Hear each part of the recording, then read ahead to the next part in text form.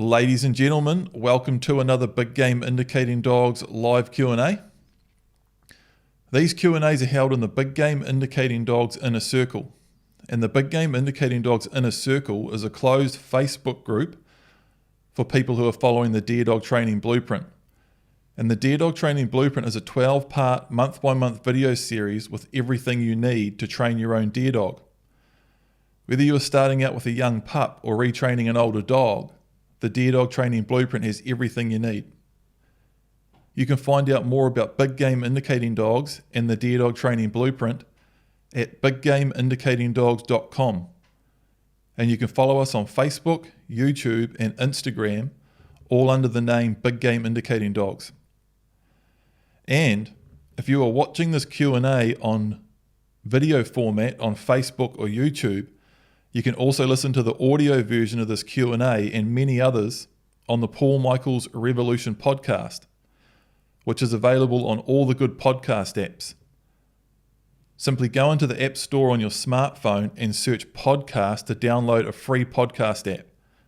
Then search the Paul Michaels Revolution podcast, select it, and choose from any one of our dog training Q&As and the podcast that we do with our great guests that come on the show. Right. Into the Q&A. So I went through and actually rewrote these questions and shortened them down a bit because some of them were quite long with loads of details, which is good. And some of them had multiple questions within questions. So some of these questions are paraphrased quite a bit, but I didn't change anything in them. I've kept it accurate, but I've just tried to condense it down a bit to smooth this out. So Martin, his dog is a 14-month-old Vizsla Lab trained on the Blueprint, and Martin took him out on his first hunt on farm/bush edge. The dog started winding hard straight away and led them to a mob of pigs in the bush. Martin shot 2 of the pigs and everything was all good. It was a great first hunt and Martin was stoked. And then while they were sitting there having a cuppa and getting ready to sort the pigs out, another pig come moving back through the bush. I think the dog didn't have a direct wind from the pig, or it didn't know what it was. So the dog was just reacting to random unknown noise in the bush. And long story short, great first hunt. The dog took them straight to a mob of pigs in the bush right straight away on its first hunt. They shot 2 and they're sitting there after that, and another pig comes moving through the bush and the dog started growling and barking at the pig moving around in the bush. Needless to say, the pig ran off and Martin's just saying, you know, what do I do about it? Martin, as soon as the dog growled first, Martin gave it good command of disapproval. The dog kept growling and then barked. Martin gave it more commands of disapproval, and it kept sort of barking and growling, and the whole thing was a bit of a shambles, and the pig ran off. And Martin was asking, what do I do about it? Is this a phase? Will it pass? Etc., etc. So this is relatively common. And this is a big part of why we do introduction to cows or livestock the way we do it in the Blueprint, because I've talked about this in Q&As before. I've talked about it all over the place. We talk about it in the Blueprint. And in the Blueprint, part way through, it's quite a way through the system, once our dog already has good stop command and good control and a lot of things well set up.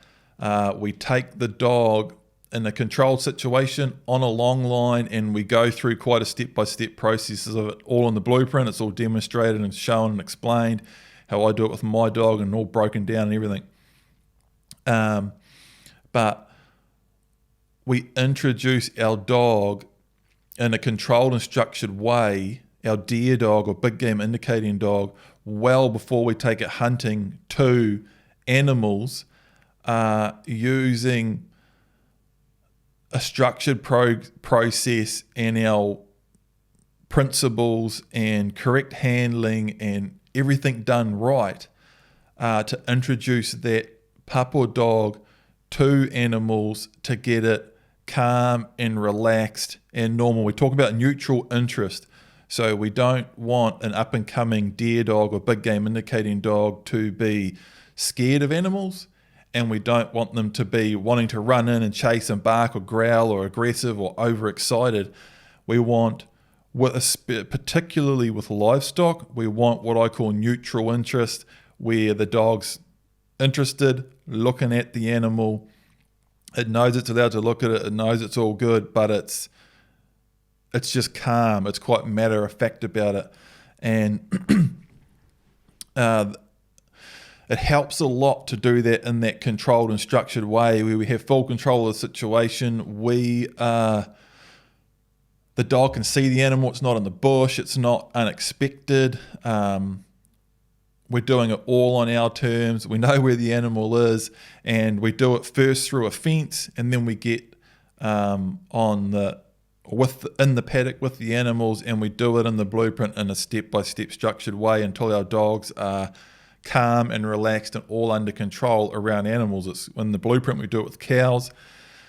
Cows are good because they're big, but you can do it with any animals. You can do it with pigs and sheep and all sorts. The main idea is that you get a pup or a dog used to and very comfortable around animals, even coming right up close, and run through all these potential teething problems, such as your dog barking or growling or being excited or aggressive or scared or whatever it is, that all that stuff's ironed out by the time you get into the bush. So when your dog does hear an animal moving around, or a snap or a crack or a thump or a grunt or an animal breathing, or it smells an animal, it's that neutral interest. And we've also done all our training in the blueprint with skin, teaching a dog to move in on wind and track with deer skin and all of that. So it's nice and calm, methodical. It knows we want it to take it towards that scent and move in, but it's also calm and stable while getting close to animals. That whole thing's very, very important. Because if you don't do it, if you could do all the stuff in the blueprint, or train a deer dog and however you do it, and get all your control and range and steadiness and introduction to gunfire and all that, and do your scent training with deer skin and all that stuff, get it all set up. But if animals in the bush are the first animals your dog is interacting with and getting close to, there's a wide variety of reactions a dog can have, and it can be from barking and growling to being scared or overexcited. So that's my main thing to bring up here, Martin, is I'm wondering how much of that you did with your dog, if you did all that properly and you had it super solid. I think in the comments there was something else there about actually Martin's hair. So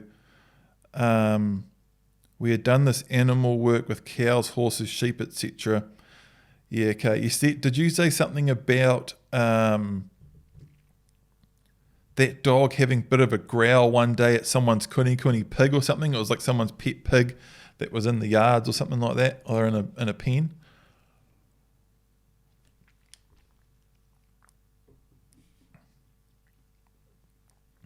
Anyway, that would be one huge consideration for me on this subject, is just that, doing all that work and getting your dog as calm as you can around animals in general, and do all that properly, basically as per the blueprint. And then after that, it can happen with some dogs. And particularly if the dog can't smell the animal, every now and again, a pup or a young dog will get a fright or intimidated, or it's unknown, or there's all these factors all at play all at once, all these new sit in a new situation, and it can happen, man, and it can be a phase that will iron it out. You did the right thing. As soon as the dog started growling or barking, you just pressure on. It comes back to that principle: pressure and praise. Put pressure on on what you don't want, praise on what you do want. So if the dog's barking or growling at an animal, command a disapproval, even touch, or give it a just touch it. Hey. And if you've got a long line on it, which whether you do or don't, you can give it a check on the long line, or you can give it a touch on the side. Command a disapproval, and then as soon as it's quiet again, wait for it. If it starts relaxing, then you can give it a pat in that situation too. In that situation, you actually had pigs dead on the ground. You could get the dog around them, give it a pat, get it to relax around pigs. And pigs I've talked about this before too. I've regularly seen dogs that with their first deer in the bush, they're all quiet and sneaky and very interested and keen. But with their first couple of pigs, they're quite toey, and it's a bit of a different thing. So there's all of those things. So that's my answer to this question anyway, is to make sure you've done all that introduction to animals properly. If you have done all that, Martin says he's done that with cows and horses and sheep, etc. The other question is, how much of it did you do? To what level did you do it? How was your dog with it? How much introduction to the bush did you do, getting your dog super comfortable in the bush? Usually if you've done all of these things properly to quite a high level, you usually won't have too many troubles. That introduction to the bush work is really important too. And then if you have done all that stuff really, really well, and you bump into the odd issue here or there on your first couple of hunts, I wouldn't freak out about it. I wouldn't panic about it. And if you handle it right, pressure on what you don't want, praise on what you do want, you've watched the blueprint properly, and you're putting all of that stuff into practice, it should smooth out, man. And it also, Martin, it's a relatively common thing, particularly with a younger dog starting out, to occasionally get the odd surprise and have a bit of a bark or a growl, be a little bit unsure.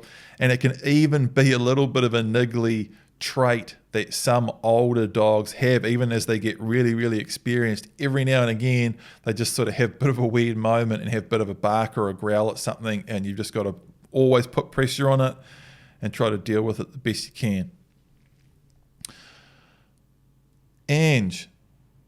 Ange says, thanks for the answers last time. It makes sense, but I have some other questions. So last time, the last Q&A, we were talking about, Ange had some questions about crate training and kenneling and stuff like that. And I believe since then, Ange did just have the blueprint, and she's added on the Palmico Dog Guide, which you can either buy that on its own, which is our general dog training series. So for non-hunters that just want a well-trained dog.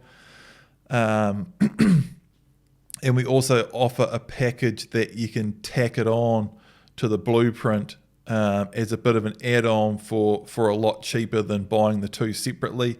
I'm pretty sure Ange has done that, so she's got all that, and there's different stuff on crating and crating inside and quite a bit of extra stuff in there. And Ange has asked, what point can I start mixing up the crating inside? She's asked 4 questions actually.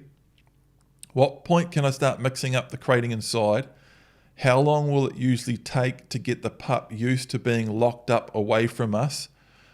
Crating inside is a mission, as Chase sometimes barks and howls for an hour and a half.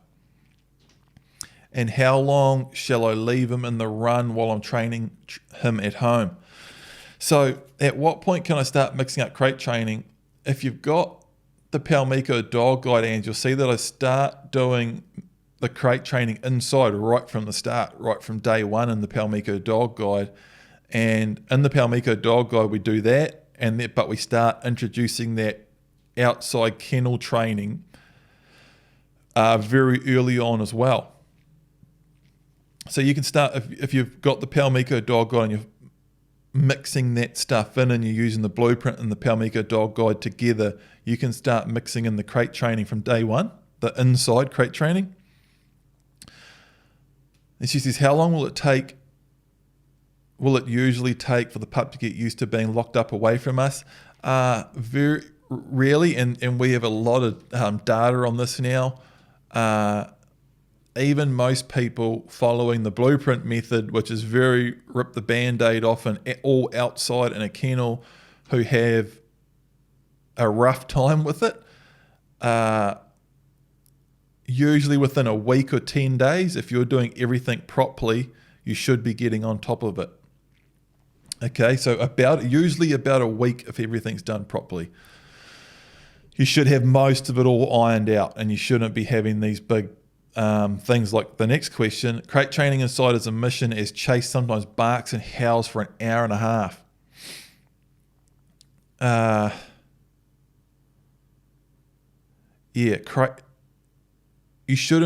pup or dog shouldn't be barking and howling inside for an hour and a half in the crate while you're around to hear it. It really shouldn't be happening. And for me, that would just be introducing pressure, and we go into that in the Palmico Dog Guide. And we've talked about that a lot in previous Q&As. And this question is talking about crate training inside. So if you're crate training a pup inside and you're running into trouble with it, I would take a few steps back, make it very easy, and set up a situation where you're going to put your pup or dog into the crate and be near it. And as soon as it makes any noise, I go, hey, cut it out. And I guarantee you, if that's a pup or a dog barking or howling, you go, oi, and stamp your foot and make a big bang and yell at it, it'll stop for at least 2 seconds.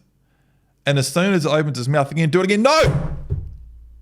You've got to put some pressure on it. You really do. And escalate it. Bang on the crate. If the pup is making noise in the crate, bang on the crate. Say no. Stamp your foot. Put some serious pressure on it. And the next question is, how long should I leave him in the run while I'm training at home? I talked about that at length in the last Q&A, and it's basically get them quiet. And then if you're having trouble like this with a pup or dog barking and whining in a kennel for an hour and a half, if you're getting that pup to the point where it's quiet for a couple of minutes, get it out of there and teach it that you pressure on when it makes noise and it doesn't get let out. As soon as it's quiet, it gets let out, and then you slowly extend that period that it's quiet for, that you leave it in there. And I don't know what's going on here, Ange, but like I said, usually doing everything correctly, you get on top of this within about a week. There's quite a bit on that last question. How long should I leave them in the run for training at home? In the last Q&A. And finally, this is another thing I've talked about before. There's tons and tons on this, all demonstrated and explained and shown in the blueprint and in the Palmico Dog Guide. And make sure, once you've got those video series, that you're watching them carefully and properly and putting it all into practice properly, and not that, this inner circle and these Q&As are awesome. We like doing them. It allows us to get a lot of value out there for everyone. But don't get too distracted by them and not spend that time watching and implementing the blueprint and the Palmico Dog Guide properly, because that's where the real juice is in there, So, Kelly, what would you recommend we breed our GSP Lab with to get a good sound hunting dog?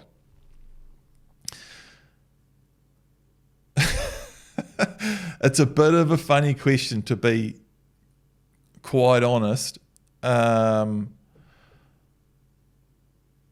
I would recommend breeding it with a good sound hunting dog. And it doesn't matter what breed that dog is. It's more about the right line and the right individual and loads of different stuff. But there's a lot more to it than that. I would ask, what are you breeding it for? What do you want the pups for? Why are you breeding from your dog instead of finding someone else who specializes in breeding? You know, I'm not that into breeding personally. You know, I really focus on training and training people to train their own dogs. Breeding is another huge mammoth subject all of its own.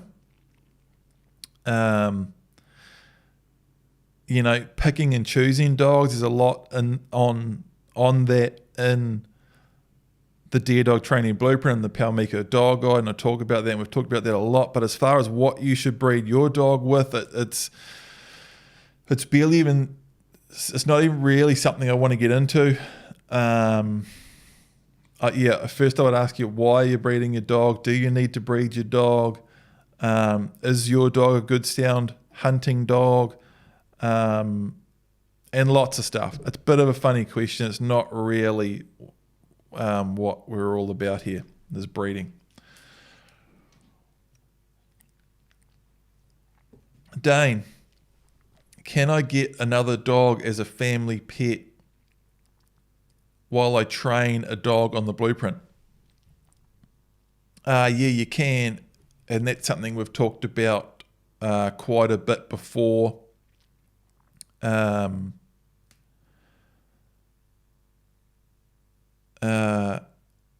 You know, like,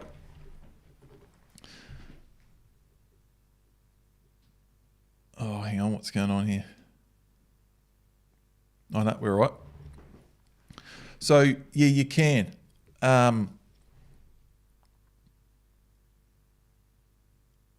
So if you want to get it a family pet, so I'm guessing you're saying you want to have one dog and train quite concentrated on the blueprint, and have another dog that you're not training as hard and putting through the blueprint. In your I've shortened that question up a lot. In the question he was talking about, and in comments below the question he was talking about have another dog for basically your wife and kids as a family pet while you train your dog through the blueprint. It's good as gold, you know, and it comes back to that same thing. As long as you're sticking with all of the principles and everything and following the blueprint with your dog, it's not so important what the other dog does, you know. That's the main thing. You can for sure you can have another dog, and you can raise a dog with kids around and as part of a family and all of that through the blueprint and turn it into a really good dog. But you sort of just got to stick to the system of what's in the blueprint. It's fine. And, you know, you can give a dog that you're training on the blueprint, if you've got another dog, you can let it have those structured freedom sessions that we talk about in the blueprint with the other dog. You can use it for increasing distraction on the stop later on. You can do loads of stuff with it, you know. And we go into quite a bit of that in the blueprint as well. So Peter's got a 12-month-old GAP Vizsla. I'm guessing that's a GSP Vizsla on part 9 of the blueprint. Struggling to get the dog to look back at me. So Peter said he was struggling to get the dog to look back at him, and it was affecting he was trying to do hand signals and things like that, but he's struggling just to get eye contact from his dog. And a lot of that, Peter, is the non-communicative training. Non-communicative turns, non-communicative stops, in sort of part 7, 8, and 9 of the blueprint. That's really that eye contact and getting your dog stopping and looking back. It's all that non-communicative training, man. Again, 7, 8, 9 of the blueprint. Stephen White. I just ran over my dog. It needed stitches and 2 weeks off hunting. It could have been more serious. He likes biting the tyres. He knows it's dangerous, but it's too fun for him to pass up. I'm tempted to use a shock collar. Any ideas on tyre avoidance training?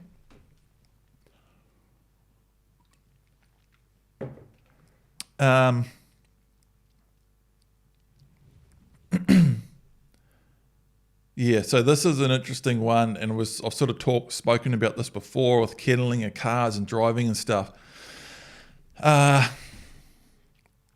It's crazy how many people run over their own dogs, man. It really is, and how many dogs end up getting run over and stuff like that. And you know, while there's loads of stuff that you could do, you know, an e-collar, a shock collar, you could definitely use that to get the dog to stop biting the tyres. Definitely. But the problem, and there's other things that you could do here. But for me, and with dogs and cars and all that sort of stuff, is even if you do that with the shock collar and the dog stops biting the tyres, there's nothing that you can do. If you're going to keep driving with your dog, I know you're driving around on the farm with your dogs running around, following, and you want the dogs to run beside the ute or in front or behind, or I don't know wherever it works out. There's no way of training that dog to guarantee that over time, that somewhere along the way that dog's not going to make a slip up and end up under the wheel, you know. And man, I've just seen it so many times over and over. That's why I'm so huge on kenneling. I'm so huge on safety with my dogs. You know, I mean, living in town now, sometimes I have my dogs in at heel, off leash around the roads, and I can do that, and we can do that. But man, I'm a huge fan of just clipping a lead on them if I'm near a road. Man, I don't even, you know, if someone's about to sort of turn around or come into my place or leave my place, I put the dogs in the kennel, open the gate, and they turn around in my little section and leave. I basically don't have dogs free around moving vehicles. That's just me, and that's what I recommend. And again, it comes back to that thing. There's ways that you can make that dog very unlikely to bite those tyres. There's ways that you can train a dog to be a little bit smarter around vehicles. You can train them to run on one side or the other, different things like that. But there's no way of guaranteeing that dog isn't going to make a mistake somewhere along the way and end up under a wheel. And it's just a physics thing. It's a dog and it's a moving vehicle. And it comes back to that whole thing of that a dog, you know, dogs are very trainable, highly driven, they're capable of amazing things, but very limited reason and rationalization capabilities, and they have an IQ of about a 3-year-old human. And it comes back to that thing of you know, understanding and keeping in mind and realizing you know, a dog's limitations mentally, and sort of proceeding forward according to that. And for me, I know there's nothing I can do with that dog to make it 100% understand to always avoid that vehicle and never make a mistake. And when the day comes that a big mistake does happen with a dog and a vehicle, you know, it comes down to either killing your dog, seriously injuring them. You know, if he's got stitches from your car, from running him over, he was bloody close to having a crushed leg, broken leg, or even being killed, you know. And for me, with my dogs, it's just not even an option. So I just eliminate all the risk. And if I'm driving, my dog's either locked up or they're in the vehicle, you know, and that's it. And I know a lot of shepherds and dog trainers and people that are around dogs a lot that are exactly the same. A lot of shepherds, man, running farms. That's why they have proper crates on the back of their truck. A lot of shepherds nowadays have crates on the back of a full motorbike trailer, and they just don't drive with their dogs running around because they've seen too many dogs get run. They've killed their own dog, and they go stuff that, not doing that again, and they all go on the trailer, man. That's my take on that. I just completely eliminate that whole thing. Yeah. Andy, German Whitehair Pointer is going really well. It's 5 months old and almost finished part something of the blueprint. I think it's part 6.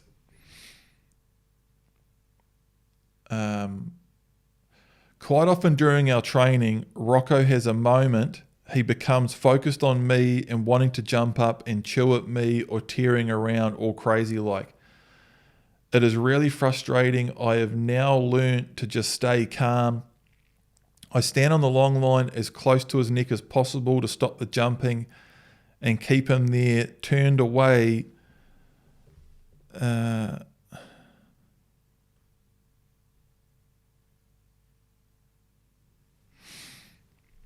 I keep him there turned away until he has been still and relaxed for 30 seconds. Then I give him praise and try to get back on track with the go command. Often this works. If not, I just repeat.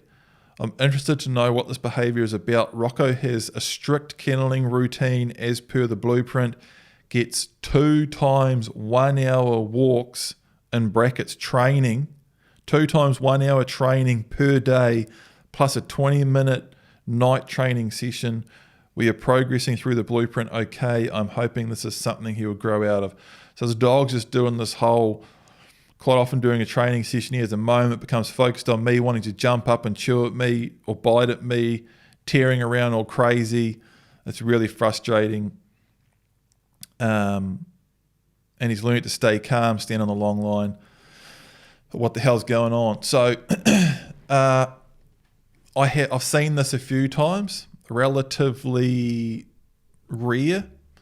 And in my experience, it's a product of overtraining and being too serious and too much pressure on a pup or dog, not being relaxed enough. And the big kicker here for me is the 2 times 1 hour training sessions plus a 20-minute night training session.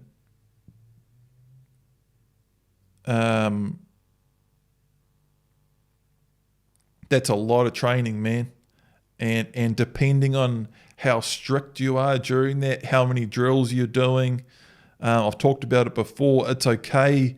You know, you can, in the perfect world, you can do everything you need to do in 4 or 5 15-minute long line sessions a week with your dog, and the rest of the time it's getting relaxed walks on the long line, keeping within range, and freedom sessions around home and all of that. But as far as structured training one-on-one where you're doing stop, goes and turns and all of that, you can get it done in 15 minutes, 4 or 5 times a week. Then keeping everything controlled and structured outside of that, and then some longer sessions, do your introduction to gunfire and skin work and introduction to cows and water and all that stuff on the weekends. So if you're doing 2 times 1 hour walks a day plus a 20-minute at night, they should be very long, relaxed, spread out sessions where 95% of that is just walking, relaxed with your dog on the long line. If you're doing almost 2.5 hours of like a stop drill every 5 or 10 minutes and stop, sit, stay, wait, turn, separate praise from the release, go, clap it, and you're doing all this stuff super regimented, that can bring about that that's just that jumping up, biting, snapping, and just getting really frustrated. You're frustrating your dog and making it almost go stir crazy. And from my experience with one-on-ones and working with people with this problem in the past, again, I've only seen it a couple of times. It usually happens with people that are really intense, doing heaps of training, taking it super serious and want to do a really good job, but they're actually overcooking it a little bit. Ryan. G'day all, and Paul, I've got a 6-month-old GSP just starting part 5 and was wondering if anyone else is running a bird dog breed through the blueprint. Have had an issue with their pup wanting to swing back and forth in typical bird dog fashion. So Ryan's talking about how a bird dog breeds, a lot of them do have that as a trait, to just swing as you're walking forward in a straight line. The dog's just swinging backwards and forwards with their nose down. It is a bred-in trait to cover the ground looking for that scent. So he's talking about the dog swinging backwards and forwards in typical bird dog fashion instead of walking cleanly out in front. It wasn't really a concern early on, but seems to have reared its head as my pup is growing in confidence and drive. And while this may not be a terrible issue once we start hunting, I think it's impacting my automatic stops. She usually keeps within range quite well, but instead of stopping when I do, so he's saying instead of stopping on an automatic stop, she tends to mill around in a 1 to 2 meter circle. I'm reluctant to use a sit command as I don't want it to negatively affect her stops, since at this stage we're only releasing when next to our pup, which is not what we're trying to achieve with our auto stop and go. Again, to me, it sounds like a little bit of overthinking going on here. And 5 months old, staying within range but swinging side to side a little bit, and on your automatic stop, the dog stops but mills around in a 1 or 2 meter circle. That would be one thing I would suggest, is you may be overthinking it a little bit. And the second thing I would suggest is just put a bit of pressure on them, man. When you do those stops and while they're moving around, just say, hey, oi, and just put a hand out, bit of command of disapproval. Oi. And again, and I agree, you probably don't want to use your actual sit command there, because the automatic stop and the proper sit drill are two different things, and all that's broken down in the blueprint.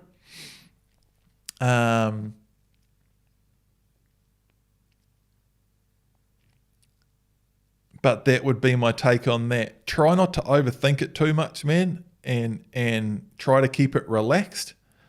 But then if there is too much movement and it's not tidying up, I would just do that and just put a little bit of pressure on it and try to stop the dog from milling around. As soon as if you stop and the dog sort of stops, pauses for a moment, and then starts sniffing around and mucking around, and say, oi, hand up, hey, and the dog should look at you. And then if it goes to move, oi, try to get a couple of seconds of it just waiting, and then walk again. You give your go command and walk again, and just try that. Try to use a little pressure on what you don't want, praise on what you do want.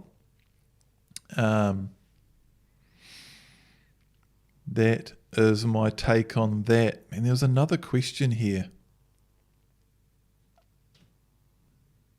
Yeah, Marcus. Have an 11-month-old GSP. About 2 or 3 weeks ago, she started making noises and trampling her feet as soon as I load my 22. To me, she doesn't look as she is scared, more as she would like to take off. Before I could shoot the 22 over her and she would not even react. What I do now is I take my 22 whenever possible, sometimes just work the bolt and probably fire every day about 8 rounds, but only into the ground. Is this wrong? Should I do something else? By the way, I own dogs most of my life, but not only my dog, I learned a heck of a lot from your videos. It might be not only my dogs learned, but I've learned. This is why I rewrote a lot of these questions. I think he's meant to say, By the way, I've owned dogs most of my life, and not only my dog has learnt, but I've learnt a heck of a lot from your videos. Thanks, Paul, for making your expertise available to us. Can't wait to take my girl hunting. Thanks, Marcus. So here and again, I've read all these questions before, and I sort of try to think about my answer to them.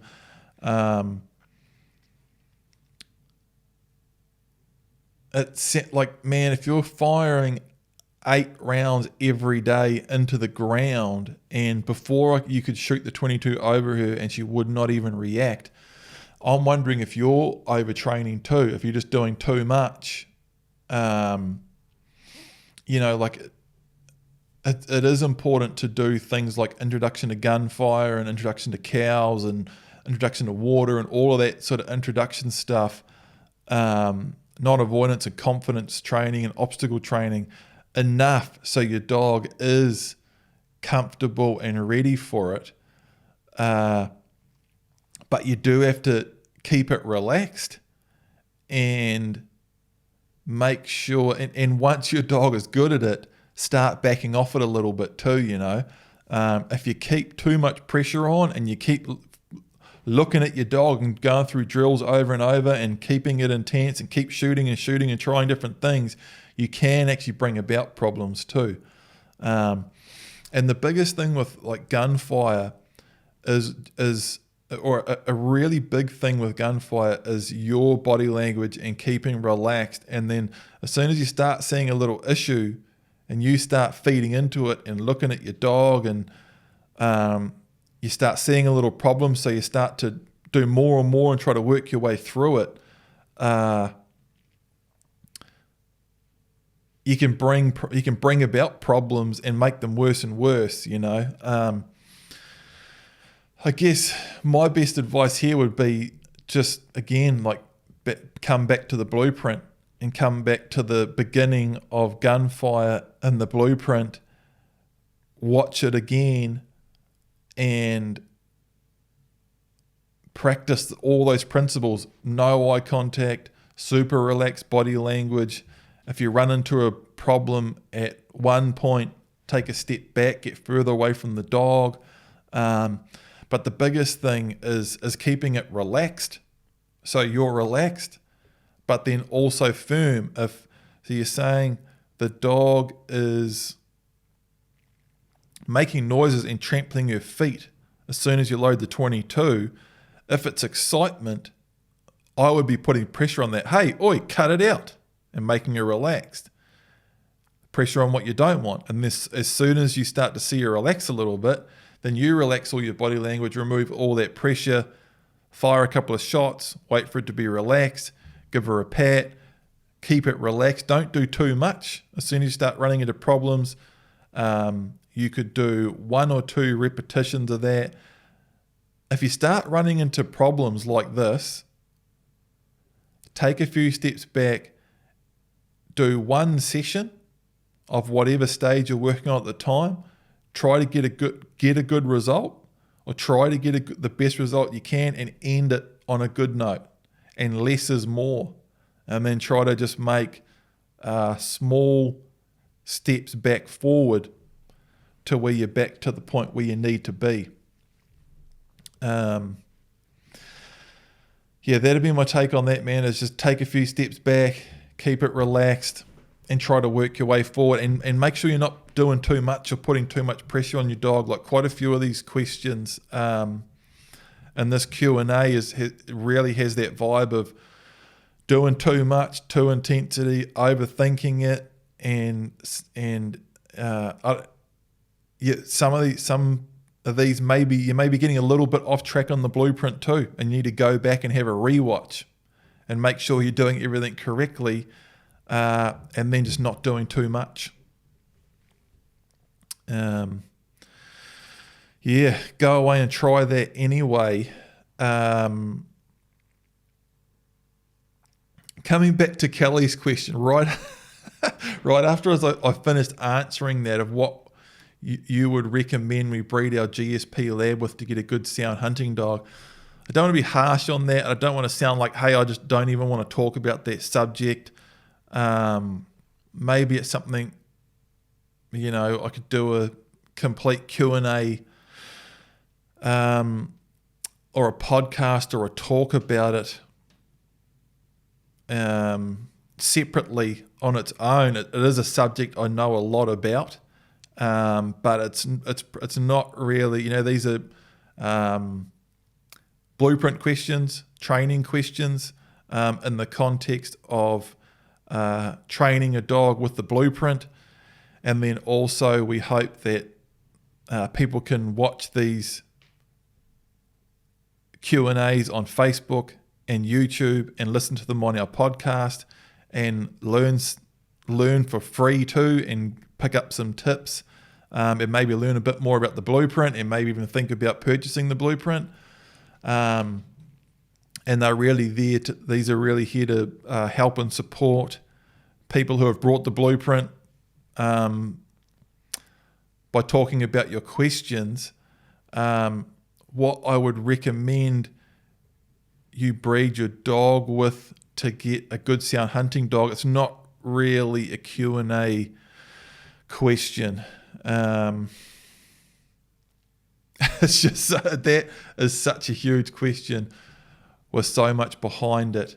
Again, it's in part 1 of the blueprint. We really go over those main core breeds that are really good, or your direct go-tos. There's a handful of them. I really need a list in front of me to go over it all properly without leaving some really important ones out or going into a whole bunch of irrelevant stuff. It's just such a huge subject. So that is all properly broken down and explained in part 1 of the Dare Dog Training Blueprint. So thanks to everyone who has signed up to the Dare Dog Training Blueprint and the Palmico Dog Guide, and thanks to everyone who's tuned in and listened or watched this Q&A. Again, you can find out more about big game indicating dogs and the Dare Dog Training Blueprint at biggameindicatingdogs.com, and you can follow us on Facebook, YouTube and Instagram, all under the name Big Game Indicating Dogs. Also, if you're watching this Q&A in video format on Facebook or YouTube, you can also listen to the audio version on the Paul Michaels Revolution podcast, which is available on all the good podcast apps. Thank you, everybody, and we'll see you next time.